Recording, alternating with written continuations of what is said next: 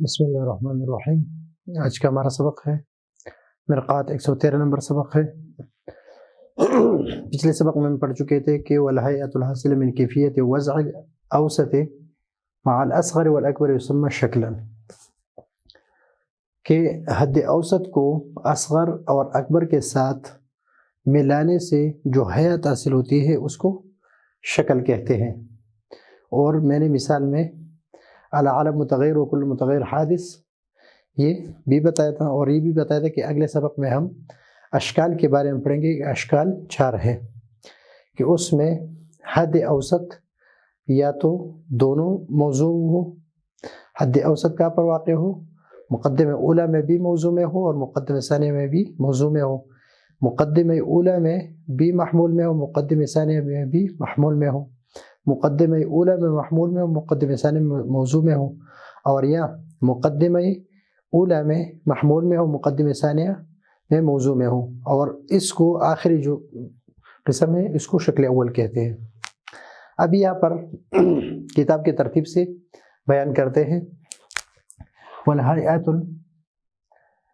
الحاصلۃ من کیفیۃ وضع الاوسط مع الاصغر والاکبر یسمى شکلا۔ اب اس کو کیا کہتے ہیں؟ شکل کہتے ہیں۔ والاشکال 4، اشکال کتنے ہیں؟ والاشکال 4، ووجہ الضبط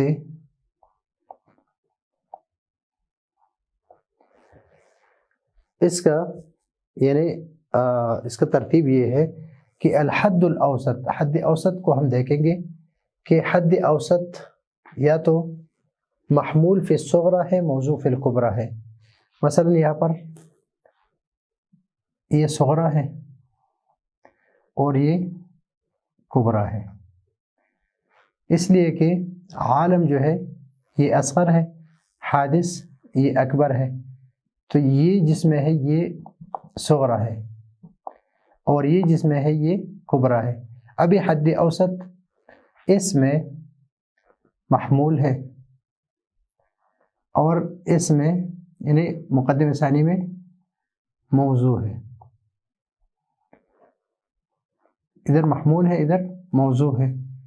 تو اگر جس قیاس میں حد اوسط محمول ہو، پہلے مقدمے میں محمول ہو اور دوسرے میں موضوع ہو، تو اس کو کہتے ہیں شکل اول۔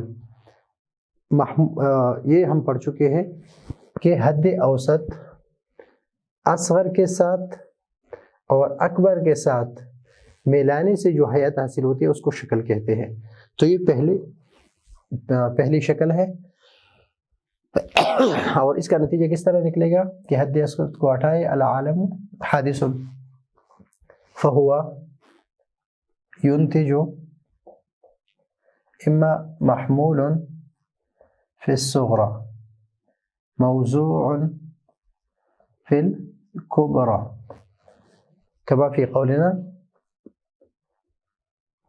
العالم متغیر وكل متغیر حادث ينتج العالم حادث فهو شکل الاول۔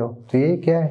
یہ شکل اول ہے کہ جس میں حد اوسط پہلے مقدمے میں محمول ہو اور دوسرے مقدمے میں موضوع ہو۔ تو اس کو کہ حد اوسط پہلے مقدمے میں محمول میں واقع ہو اور دوسرے مقدمے میں موضوع میں واقع ہو تو اس کو شکل اول کہتے ہیں۔ وَإِن كَانَ مَحْمُولًا فِيهِمَا اگر دونوں میں محمول واقع ہو، حد اوسط دونوں میں کیا ہو؟ محمول کی جگہ پر ہو، دونوں میں محمول واقع ہو، تو اس کو کہتے ہیں فَهُوَ الشَّكْلُ الثَّانِي، تو اس کو شکل ثانی کہتے ہیں۔ کما تقول، جس طرح تم کہتے ہو کل انسان حیوان ولا شیء من الحجر بحی حیوان. ابھی حیوان یہاں پر اس مقدمے میں یہ دو مقدمے ہیں، یہ صغرا اور یہ کبرا. ابھی یہ موضوع اور یہ محمول ہے، یہ موضوع اور یہ محمول ہے. حیوان جو ہے اس میں حد اوسط ہے، یہ کیا ہے؟ حد اوسط ہے، اس لیے کہ دونوں میں واقع ہے. اور اس کا جو نتیجہ ہے وہ ہے لا شیء من الانسان بحجر. تو کل انسان حیوان، لا شیء من الحجر بحیوان.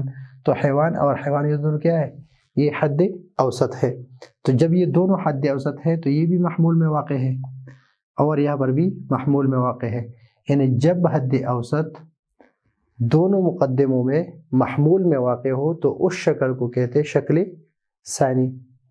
اور ان اشکال کی جو شرائط ہے اس کو اگلے سبق میں پڑھیں گے. ہر ایک کے الگ الگ شرائط ہے اور پھر اس سے جو ضروب بنتے ہیں، جو قرینے بنتے ہیں وہ پڑھیں گے. فالنتیجۃ لا شیء من الانسان بحجر، کہ انسان میں سے کوئی حجر نہیں ہے. ابھی اگر یہ حد اوسط دونوں مقدموں میں موضوع کی جگہ پر ہو تو اس کو ہم شکل ثانی کہیں گے. وَإِن كَانَ موضوعاً فِيهِمَا، ان كان موضوعاً فِيهِمَا، اگر یہ حد اوسط دونوں میں موضوع ہو، موضوع کی جگہ پر واقع ہو تو اس کو شکل ثالث کہتے ہیں. اس کو شکل ثالث کہتے ہیں. فَهُوَ الشَّكْلُ الثَّالِثُ، اور یہ کیا ہے؟ شکل ثالث ہے. مثلا کل انسان حیوان وبعض الانسان کاتب. اب یہاں پر انسان اور انسان یہ دونوں کیا ہے؟ حد اوسط ہے. یہاں پر یہ ایک مقدمہ ہے اور یہ دوسرا مقدمہ ہے. اس میں سے حیوان اور کاتب، حیوان جو ہے یہ اصغر ہے، نتیجے کا موضوع ہے، اور کاتب جو ہے نتیجے کا محمول ہے. تو انسان دونوں جگہ پر یہ کیا ہے؟ حد اوسط ہے. یہاں پر بھی موضوع میں واقع ہے اور یہاں پر بھی موضوع میں واقع ہے.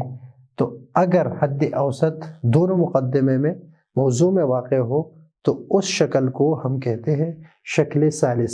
اس کو شکل ثالث کہتے ہیں. اور اس کا نتیجہ وَيُنْتِجُ بَعْضُ الْحَيْوَانِ كَاتِبٌ وَإِنْ كَانَ. ابھی تین شکلیں ہو گئیں کہ حد اوسط پہلے مقدمے میں محمول ہو اور دوسرے میں موضوع شکل اول، دونوں میں محمول ہو شکل ثانی، دونوں میں موضوع ہو شکل ثالث. ابھی پہلے میں موضوع ہو یعنی شکل اول کے بالکل الٹ، پہلے میں موضوع ہو اور دوسرے میں محمول ہو تو اس کو کہتے ہیں شکل رابعہ. وَإِن كَانَ، کانا میں یہاں کانا جہاں پر یہ کانا کا لفظ ہے یہ کس کی طرف ہے؟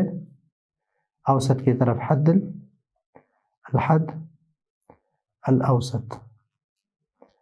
الحد الاوسط کی طرف ہے. وَإِن كَانَ موضوعاً، اگر حد اوسط موضوع ہو فی الصغرى میں کیا ہو؟ موضوع. ومحمولا فی الكبرى فهو الشکل الرابع. تو وہ کیا ہے؟ شکل رابع ہے. نحو قولنا کل انسان حیوانی ایک مقدمہ ہے، بعض الکاتب انسانی دوسرا مقدمہ ہے. ابھی اس دونوں مقدمے دیکھیں کہ کون سا لفظ جو ہے مکرر ہے. یہاں پر یہ موضوع ہے یہ، اور یہ کیا ہے؟ محمول ہے. موضوع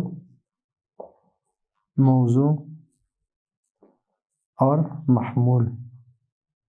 اب یہ انسان یہاں پر موضوع میں واقع ہے، یہاں پر کس میں واقع ہے؟ موضوع میں واقع ہے، اور یہاں پر محمول میں واقع ہے. تو جہاں پر حد اوسط پہلے مقدمے میں موضوع میں واقع ہو اور دوسرے مقدمے میں محمول میں واقع ہو تو اس کو کیا کہتے ہیں؟ شرط رابع. اور اس کا نتیجہ نکلے گا وَيُنْتِجُ بَعْضُ الْحَيْوَانِ كَاتِبٌ، اور اس کا نتیجہ نکلے گا کہ بعض حیوان کیا ہے؟ وہ کاتب ہے. اور یہ بات یاد رکھیے کہ صحیح نتیجے نکلنے کے لیے 4 باتیں ہمیشہ یاد رکھیے۔ ایک یہ کہ اس میں حد اوسط مقرر ہو۔ دوسری بات یہ ہے کہ دونوں مقدموں میں سے ایک مقدمہ کلیہ ہو، مقدمہ کلیہ ہو، اور دونوں مقدموں میں سے ایک مقدمہ موجبہ ہو، ایجابیہ ہو۔ اور چوتھی بات یہ ہے کہ نتیجہ ہمیشہ اخذ اور ارذل کے تابع ہوگا۔ مثلا اگر کلیت اور جزیت آ جائے تو نتیجہ جو جزیت کے تابع ہوگا، اگر ایجاب اور سلب آ جائے تو نتیجہ سلب کے تابع ہوگا، یہ نتیجہ سالب آئے گا۔ تو یہ ہے آج کا ہمارا سبق۔ اگلے سبق کے لیے اجازت چاہتے ہیں۔ اللہ حافظ۔